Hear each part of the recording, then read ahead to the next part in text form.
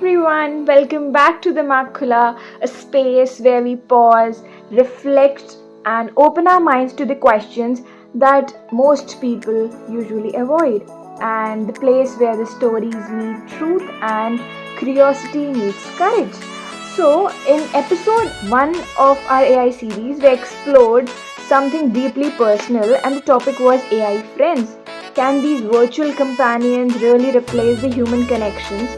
If you haven't watched it yet, do check it out because it sets the tone for everything that's going to come in this series. And today in episode 2 of this AI series, we are moving to something that touches almost every creator like us, every artist, every dreamer out there.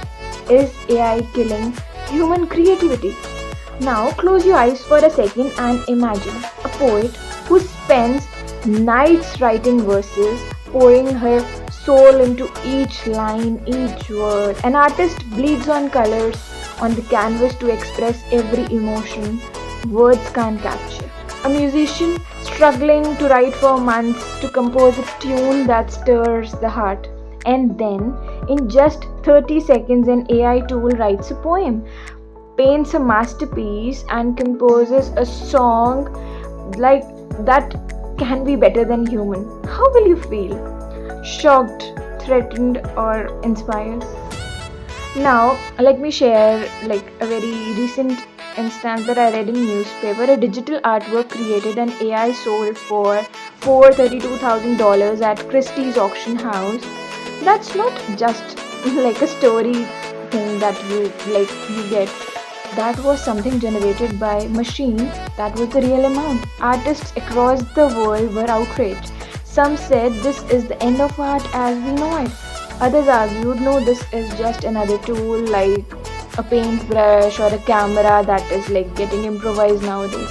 But here's the question that keeps haunting all of the minds. If a machine can create something so beautiful, something that evokes emotion, then what's left for us humans to do? What will we do then? Statistically, AI has already disrupted all the creative industries.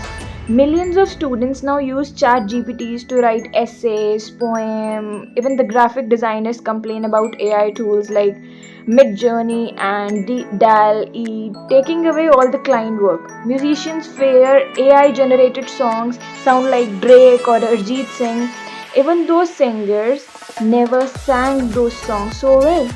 And here's the scary part. We can no longer easily tell that what's human made and what's machine made or AI generated. So the question is, are we losing creativity or are we just kind of redefining it? Now think about this. Creativity was never just about the final product. A song not just notices the notes or rhythm. Its heartbreak, joy, life experienced is poured into the sound. A painting isn't just about the colors on the canvas. It's about a memory, love, the time it took, the imagination that was frozen into the time and depth painted on the sheet. AI can replicate the product, but it can never replicate the soul behind it. Can a machine know what it feels like to lose someone, to fall in love and to paint something, to dream, to fail, to rise again? That's the deeper question. And that's where the human creativity still holds its ground. If this thought is resonating with you, just take a second to hit the like button here. It really helps this channel to reach more curious minds like you, and of course subscribe so that you don't miss the rest of the AI series now. But let's also flip the perspective. Maybe AI isn't killing the creativity, maybe it isn't democratizing it. A 15-year-old who couldn't afford a fancy editing tool can now create a cinematic video with AI.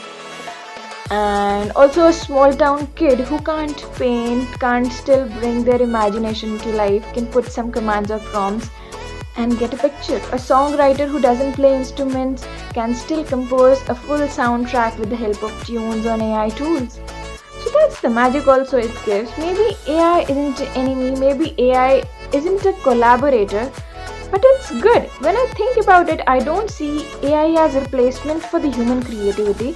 Because creativity is not just about how you create and what you create, it's about why you create. AI can give us speed, efficiency, possibilities, but it's still the humans, us, who give it the meaning. It's still humans who dream, and dreams cannot never be automated. So the real question is AI killing the creativity?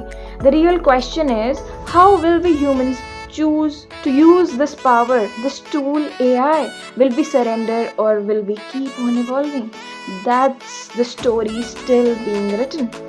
And now, in the next episode of this AI series, we'll talk about something like every student, every professional, or every person like us, every job seeker will relate to that. Will AI also take our jobs, or will the degrees matter in 2030? Stay tuned, because this conversation is only getting deeper day by day. So, thank you for watching the Mac Khula. This was episode 2 of AI series. Drop your thoughts and your comments. How do you believe AI is killing the creativity, or helping us discover new forms of it, new ways of how we can prosper? And if you haven't already subscribed to this channel, please do subscribe, because this might change the way how you look at your career, your future, and maybe even your life.